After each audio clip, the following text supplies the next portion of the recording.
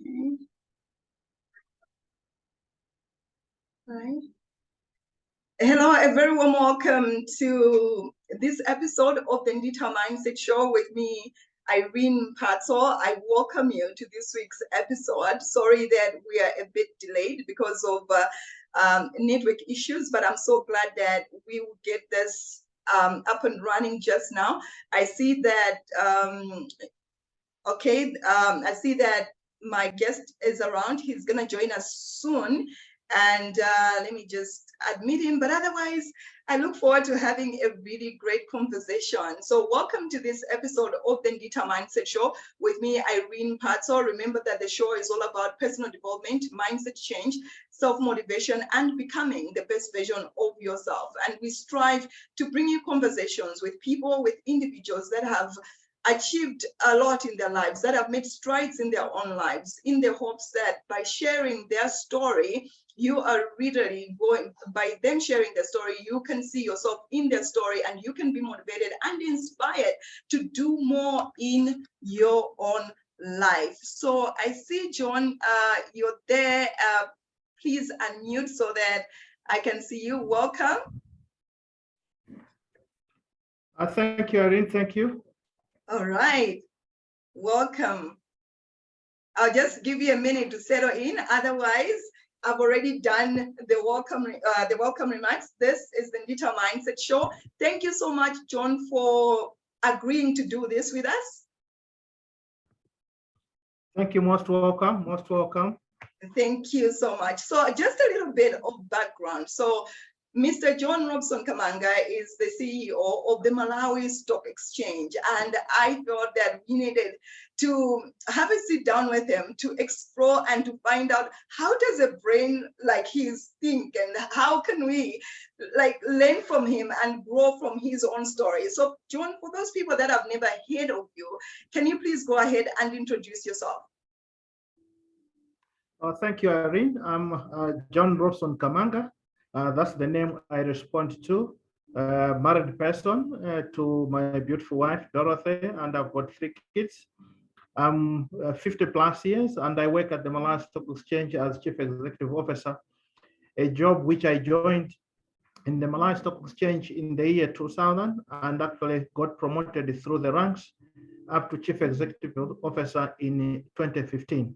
So I would say I'm a fully-fledged person in terms of actually home as well as corporate world. I'm the firstborn in the family of 6 kids. So that's what I can say. And if you have to go through the education and in terms of my upbringing, I've been brought up in Malawi, born here and got educated both locally and internationally. I'm a financial economist by profession with a bachelor's of social science in economics, majoring in development and international economics. Then I did my master's in economics, where I majored in international and as well as monetary economics. Other than that, I've also done some leadership courses, especially in Master of Science in Leadership and Change Management, where I specialized in corporate governance and business management. Above that, I've also done some professional courses. I'm a certified member of South African Institute of Financial Markets, which actually delves much in terms of financial analysis within the financial markets. During my childhood, if somebody has to ask as to what I wanted to do in life, all along I've been actually craving to be an auditor, that is, during my primary. And I used to call myself as chief auditor. That's the word I used to write, especially on my exercise books. However, when I went to secondary school sometime later, a home village, I would say a home village friend, his uncle came from the US. He used to work for the World Bank. And when he came, actually, he gave us a lecture in terms of introducing to certain career courses. And I just admired his lifestyle because when he came, is when he introduced the subject of economics. From then is when actually I knew about economics. And then when I reached Form 4, is when I changed my career path thinking from accounting to economics. That's how I happen to be an economist, because of that visitation of an uncle to my village home friend, who actually sensitized us about the subject matter or the career in economics. So in short, that's what I can describe myself in terms of who I am and in terms of my background and where I am today. Thank you, Irene. Thank you so much. And you have given us quite a good overview of how, of the journey that you've taken from a young man to reaching the point that you are right now. I'm curious to find out that along the journey of becoming this person that you are now, did you have a clear-cut idea to say, I want to be CEO, and you had a plan that you had drawn up to say, this is what I'm going to do in order for me to become CEO, or how did that pan out for you? Thank you. In terms of planning, everybody actually has plans, has got visions to be a leader, either at a village level or even at a community level, even at school aspects, as well as in the corporate world. That vision has always been, is always in somebody's mind in terms of to be leaders. However, in terms of being a chief executive of a stock exchange, it's not something actually I engraved actually to be the chief executive. However, what I would say is that the grace of God and his heavenly blessings has actually put me to where I am today. But in addition to what I've already said, you find that for one actually to be the CEO, basically one of the issues what we have to do is to be passionate on what actually you do. So in my case, when I joined the stock market, I became so passionate in terms of issues to do with investments, in terms of to do issues of financial markets with regards to investments. That also compounded by the hardworking spirit on the job have actually propelled me to this position where I am now as a chief executive. But if you look back in terms of my career path, when I came from college in the 90s, I started my mainstream career in the civil service, where I was employed under the Ministry of Trade and Industry by then as a trade economist. Then an opportunity actually arose when actually within the Department of Industry, which was actually within the Ministry of Industry and Trade, they opened Malawi Industrial Research and Technology Development Center. And there they found out that there was a deficiency of a research economist.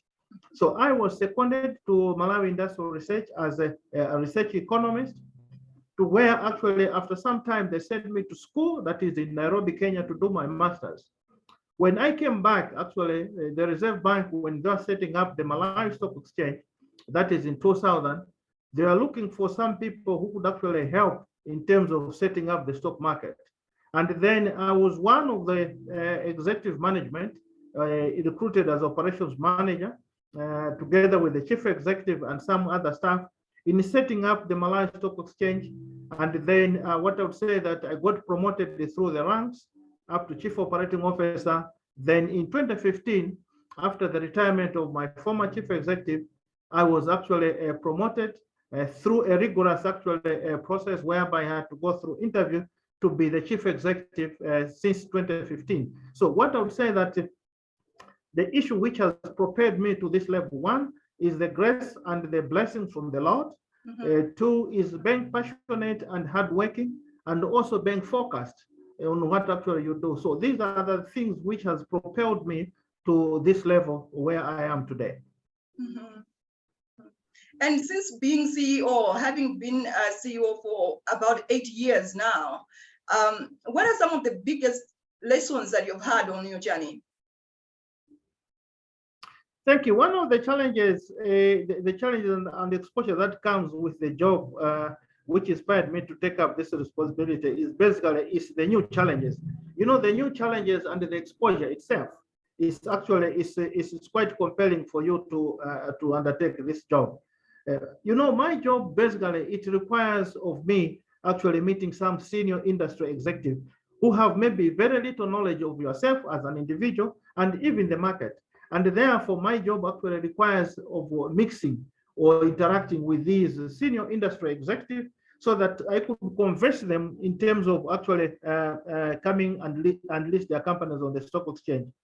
And therefore, for me actually to interact and converse with them fully, it requires of me or someone with deep understanding of the macroeconomic dynamics, as well as be able to communicate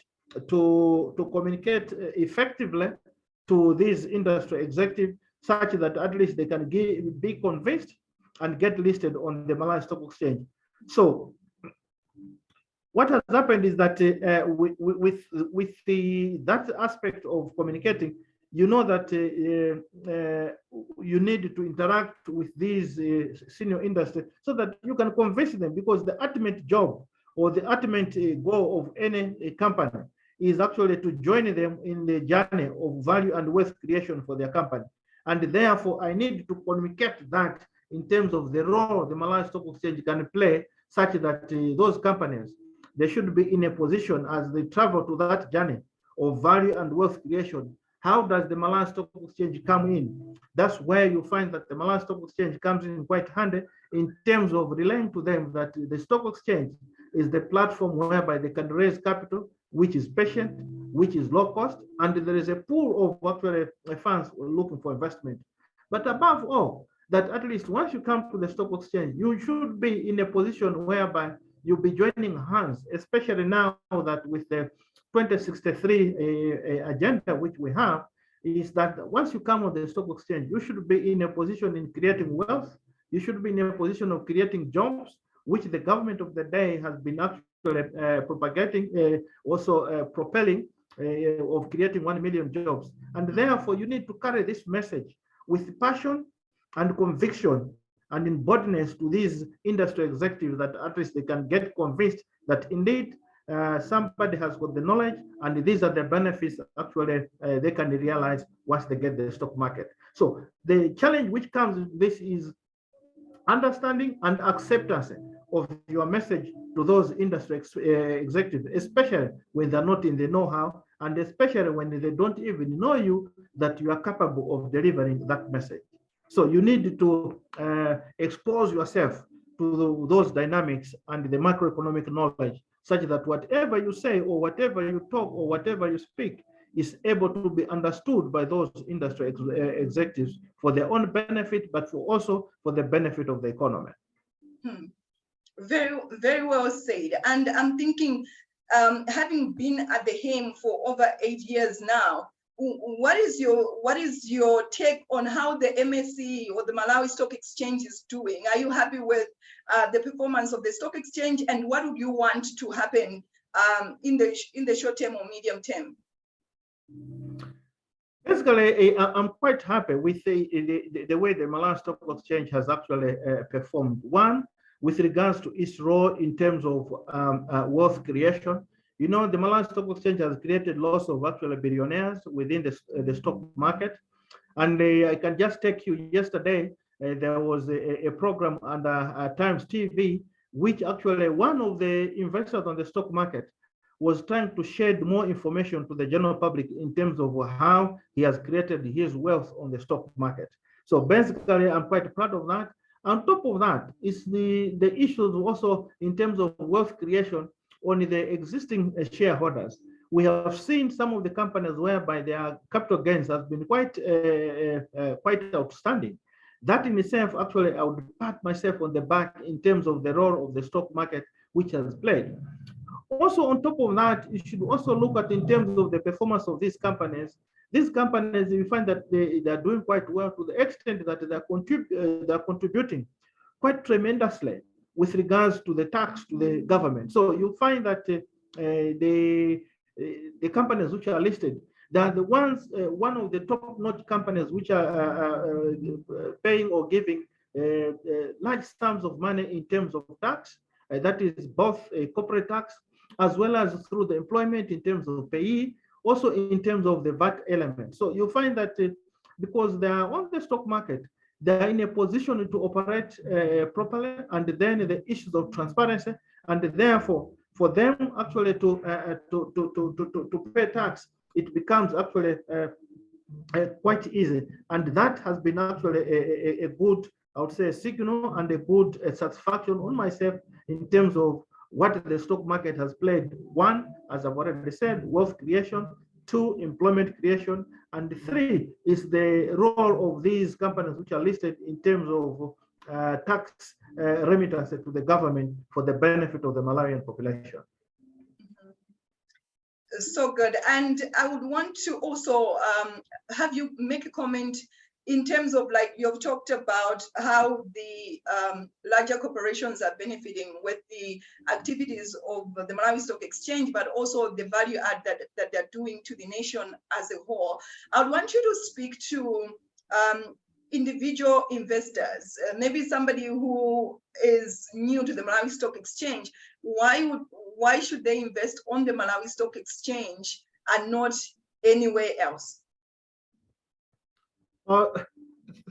Thank you. In fact, as I've already alluded to, why the stock market? The stock market, you find that there is a loss of benefits. One, if you invest on the stock market, the probability of getting good returns is quite high. We have seen actually companies, for example, in 2021 and then as well as 2022, the return on investments on the stock market has been above inflation. For example, in 2021, the stock market was the third best performing stock market in Africa, whereby our returns were actually in above of 32%. And last year, we are also above 35%, which is also above the inflation aspect. So you find that once you invest on the stock market, you find that you are in a position to get returns above inflation. But also, on top of that, once you invest on the stock market, you are participating in terms of the economic development of the country, because those funds are put into good use. For example, what I've already said, if you invest in the bonds, which are issued by the government, especially the treasury notes, some of them what we call the infrastructure, you find that they are in a position to do the construction work. A good example that currently we have seen, Standard Bank or Old Mutual, as well as Continental Asset Management, they are going to issue an instrument to the government of around 34 billion. So you find that those funds will come, most of it will come from the capital markets.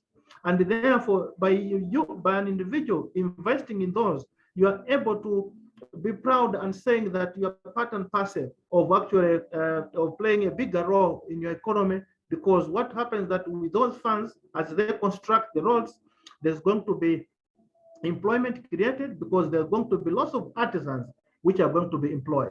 On top of that, there's going to be lots of steel which needs to be bought, and therefore the steel manufacturing companies, they're also going to employ lots of people so that they could be doing actually the manufacturing of those.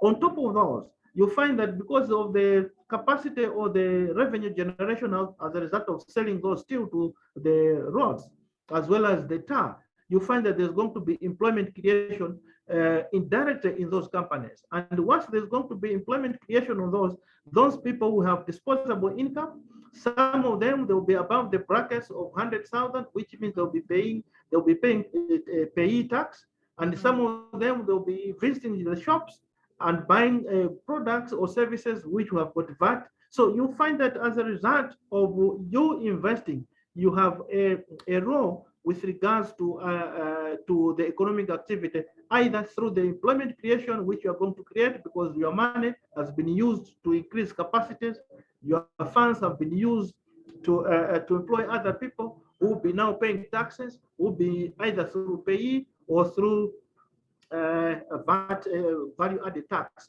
So that's why you find that at least there is lots of satisfaction once you invest on the stock market, other than the returns, but also as well as the direct economic benefits to the whole economic world per se.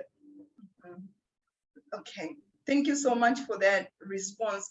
I just want to also find out from you, for an average Malawian who is watching this show, like a normal human being who is watching this show, and they somehow believe or think that investing on the stock exchange, you need to have huge amounts of money. What would you say? Is that a myth, or is there an element of truth in that? Or from you as somebody who is shrewd in this industry, what would be your advice to that particular person? In fact, investing on the stock market is for everybody. Okay. Investing on the stock market, you don't need actually lots of funds. You can even buy one share on the stock market. We have shares listed on the Malawi Stock Exchange at below 15 kwacha. So you can even buy only one share at 15 kwacha. However, you find that you may not register meaningful gains when you buy only one share. So you need to buy maybe something around maybe 10,000, 20,000, 100,000, and develop a habit.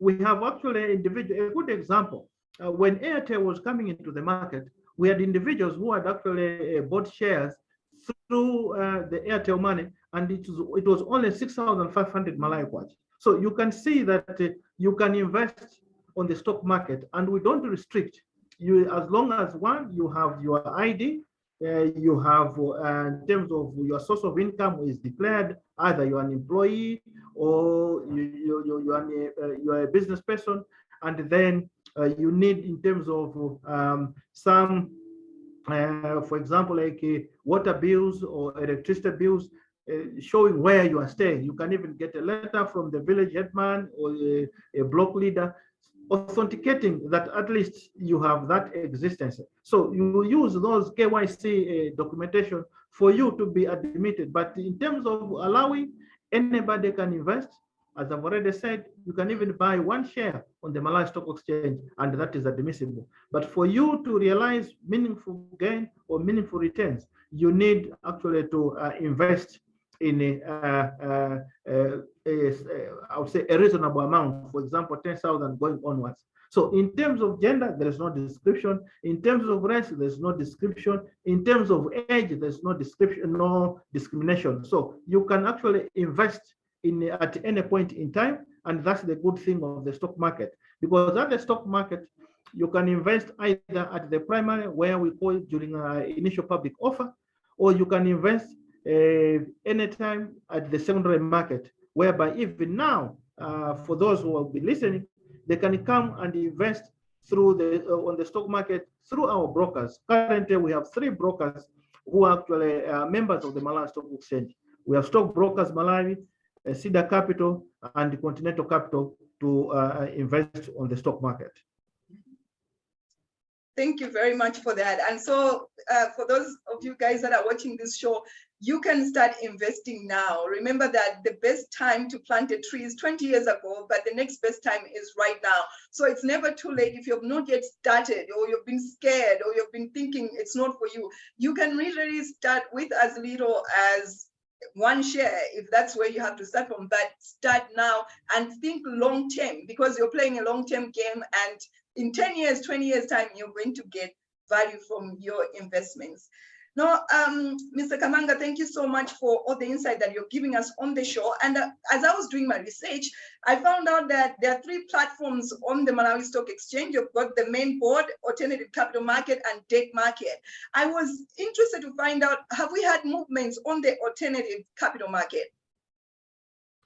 Currently on the alternative capital market, we don't have any company which is listed. However, we are still quoting some of the companies, and there are some companies which have shown interest. And for your information, we no longer call it as an alternative capital. We currently call it the AGEX, which is Enterprise Development and Growth Exchange. Basically, the idea is to handhold small and medium enterprise such that they can also access the benefits of the stock market by listing their companies. And in so doing, they can also avail opportunities to some investors who may be interested in investing in those companies. So we have put a program which we are going to be launching very soon, what we call the Mzinga project. This is basically to provide hand-holding to small and medium enterprise with regards giving them the guidance on how they can list, and then in terms of the benefits. This program is going to coach those small and medium enterprise for a period of about 18 months, such that they can put their books of accounting in order, they can put their corporate governance structure in order, and then attract investors, especially other investors will be interested in those companies. So that's the journey which actually would like to envisage and to take on as we go on in terms of attracting small and medium enterprise on the edge export. Yeah, that it's good to see that there is the plans in the pipeline for that, because the SMEs, they literally, they contribute massively to the economic growth of the country. So I'm thinking that if we can have SMEs, Malawian local SMEs being supported in that way, we would be making headway in the right direction. Thank you. Yeah, so looking forward to that happening. And that said, I'm wondering, what would be your tips to youngsters who aspire to make it big like you? Thank you. In terms of my tips to the youngster is, Malawi is very much blessed with talented individuals. And my advice, especially to the youngsters, is that what I would say that please find something to do in life.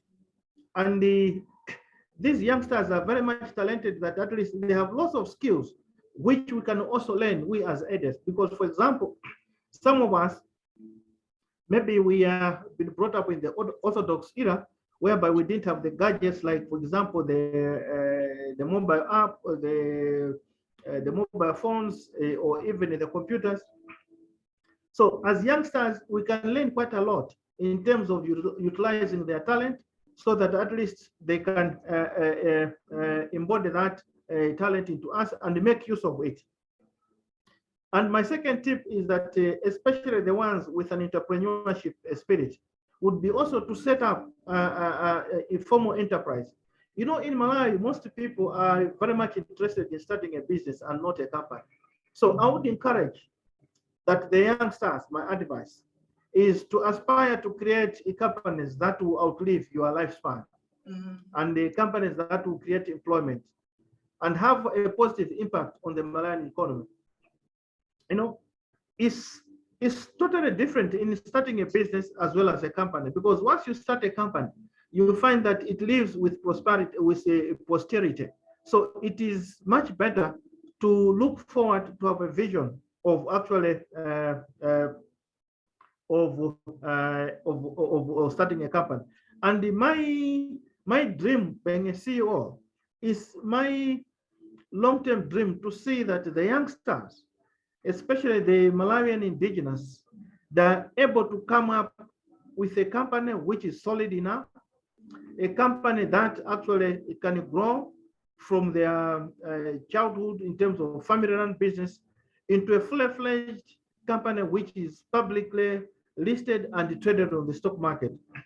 That's my dream. I would like to see youngsters coming together, having a company which can grow to the extent that at least it is also listed on the stock market. It may not be at my maybe my era of a CEO, but that's the dream which I have, that at least the youngsters of Malawi can come together and come up with a solid company whereby it is fully or publicly traded on the stock market. That's what I'm actually dreaming about. So good. And that is a dream that is shared by all of us, indeed, because I mean, it's about time. It's about time that we have Malawians do these things. And thank you so much for sharing that with us. And I'm also interested to find out, what, in your opinion, is the most important skill that you need to have as a CEO? Thank you. As a CEO, there are many skills which actually one has to actually to have, especially to contribute to his success. However, I believe that the most important skill of a CEO is the ability to effectively communicate and inspire their team. As a CEO, you should be in a position actually to communicate your vision or your goals or your expectations, which should be clear and effectively understood by your team. So, and the other aspect is that as a CEO, you need also to have what we call people-centered skill. You need to manage people, because the most or the key resource in terms of actually for any organization is a human resource.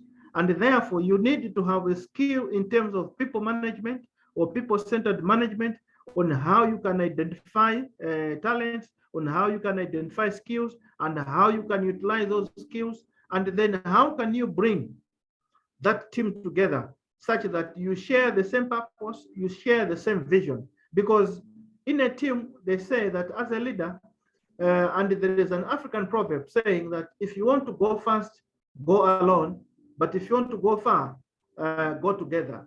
I believe that it's much better to go far together than going fast alone. So to go far together, you need, and as a leader, you need to have that skill of a binder. It's just like a metaphor of a zip. So it's if you need to bind the two zip for you to close in, and therefore as a leader, you need to have the skill of communication, you need to have a skill of teamwork, you need to have a skill of being a binder, and that of people-centered management. Thank you so much for sharing that. And off my head, I'm interested to find out that being the person that you are right now, looking back or looking at your life, has anything surprised you? Like, do you sometimes get bummed to say, I've achieved so much, or is there something that surprises you at how you have turned out in life? Yes, when you look back, in fact, it's like you are in a lake, you are swimming. You keep on swimming, and when you look back, you find that you are very much deep into waters, and the shore is very far away from you. So you find that in life it's similar. Sometimes when you look back, and if you look back to your life where you come from, you find that you see to yourself that there is a lot which you have achieved. And this, basically, the achievement comes with actually the people whom actually have inspired you, or the people whom you actually are looking forward to. For example, in my case, there are certain individuals I have looked up to, especially in the corporate world, and I've admired their life in terms of how they have progressed. And from those actually people, in terms of their lifestyle, in terms of how they have progressed in life, based family as well as the corporate world, you draw lessons in terms of how far you can also achieve. And that becomes your yardstick, not basically to emulate what they've done, but to give you an inspiration in terms of the values, so that you can set your own values and on how you can excel yourself in terms of putting measures so that you achieve those values and goals in life. And speaking of those people that have inspired you, do you mind sharing who are these people, or one or two people that have inspired you in your life? It's difficult, but I'm proud to say that there is one person whom actually I've known him for quite some time, and I told him that he has been my silent mentor. My silent mentor in my life has been Felix Mluso. I've looked at Honorable Felix Mluso, who was the former minister. I've interacted with him when he was MD for Nico Holdings. He inspired me quite a lot in terms of his steadfast. He speaks little, but he does a lot. And from him, I've learned quite a lot. He has been my silent, I would say, mentor, in the sense that he speaks very little, but he does a lot, especially if you look at where he has taken Nico Holdings to the level where it is. I mean, to that extent, to me, I've been very much inspired. So it's one person I would say I have looked forward to, and he has inspired me quite a lot. Thank you so much for sharing that. And I don't know if what are the books that have sort of like had a huge impact on your life? And do you mind sharing books that have impacted you and that our audience can get hold of and read? There are two books. One is basically in the area of my field of financial investments. This is The Richest Man in Babylon by George Samuel Clason. It's a book which actually is a timeless classic that continues to provide valuable insights into the personal as well as wealth management. It's basically, this book emphasizes in terms of the importance of discipline in savings and the sound investments, and also seeking advice from the expertise, the experts. You know what it tells that there is a saying that you need to learn actually from what others have done, and it's much better to seek advice from the experts, because they say that you don't seek advice of investments from a bricklayer. You seek advice of investment to the people who know or who have done investment about that aspect. So The Rich Man in Babylon is one book that has actually inspired me, and I have read that one. The other one is by Steve Covey on the 7 habits of successful people. And that one, especially on the 2 insights which I've actually liked about Steve Covey, is something to do with, 1, being proactive. 2 is starting the beginning with the end in mind. What it entails that you need to visualize and envision what type of legacy do you want to leave behind. Just like, for example, you can actually visualize about your own funeral. How do you want your funeral to be like? How do you want the people who come there? Who is going to say what? So that's the thing actually in terms of Steve Covey says, beginning the end in mind. Like myself, what type of life will I have? What type of legacy will I have when I leave the stock exchange as chief executive officer? What type of message will people say, especially my colleagues which I've left behind, even the corporate world? What would they say about me that there was John Robson Kamanga, who was chief executive officer of the Malawi Stock Exchange? Those are some of the insights which I've learned. The others, what would say is that the win-win situation, that at least you can, within the life, there are certain aspects you can win, there are certain aspects which you can lose. So if you lose, it means that there's somebody who have gained. So in life, you need also to look forward for a win-win situation. So the Richest Man in Babylon and the book by Steve Covey on the 7 habits of successful leaders is quite, they've been quite inspiring in my life. And I would encourage actually those who are listening to this interview to grab these books and go through them, and you'll be inspired too, having going after these books. Thank you so much for sharing those books. I've read The Richest Man in Babylon over and over again, but I'll reread it. And Steve Covey, I'm going to touch that book as well. And also just to mention that you have such a beautiful family, an intelligent wife. And I was thinking that ever since I've known Mr. Kamanga, he's always come across to me as being successful. I know you've talked about everything and how you've come to be what you are. I admire your family. I admire what you've done. What would be your final words to somebody who is like inspired by your family, and final words of inspiration to all of us on how we can achieve our own success as well? Thank you. In life, set your own goals that you want to achieve. You know, it's very important, and define those goals or success by your own values, and not that are imposed on you by others. For example, like myself, I've looked forward in terms of having a home, not a house. You know, there is a difference between a home and a house. In a home, you have a complete aspect life where you have a house, you have a family, which is got your wife, kids, as well as siblings. So in life, be inspired. Have your own goals. What type of goals do you want to achieve? And then set your success by defining your own values and goals within your own limits. Then the other aspect, I would say that surround yourself with the right people that can add value to your life. Have friends or associates who are better off than yourself. Don't have friends who just be saying yes to whatever. Friends who can critique you, friends who can challenge you, friends who can say, no, you are going the wrong direction, and this is the right direction. So it's better to have actually the people. I would say in that case, you have more like actually mentors around you. As I've already said, I had a silent mentor in myself within Honorable Felix Russo.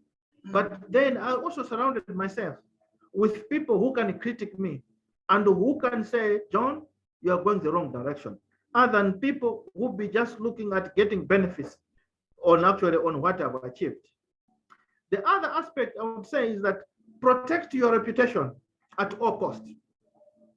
It's very important. You know, it is said that it takes years to build a reputation, but it takes only 5 minutes to ruin it. So it is better to protect your reputation. Your reputation, you can protect it by one, embracing issues to do with honesty and integrity. It's very important because people have actually ruined their reputation just in 5 minutes. They have built their reputation maybe for 30 years, 40 years, or 50 years, that the people have looked upon them. But then within 5 minutes, you find that you have ruined all that reputation. So what I would advise, my last word is that protect your reputation at all costs. And you can only do that if you embrace honesty and integrity on whatever you do. And these are quite key because if you're honest and embrace integrity, you find that even the corporate world, they will give you respect because you'll be doing things with honesty and integrity. And with integrity is doing the right thing in the absence of somebody watching over you. So you don't have to wait for somebody. For example, in the biblical aspect in the church, if I say your church says don't drink alcohol, you don't have to wait for your reverend to be looking after you so that you don't drink. So if you go to Belgium and if you're a Christian, you believe that you don't drink, even if you're in Belgium alone and no Malawian is there, you don't drink. If you don't, if you stick to one wife, even if you go to Singapore, when there is nobody else watching over you, you don't womanize. It's because it is inherent in you that you're honest to yourself and to your wife whom you have left behind.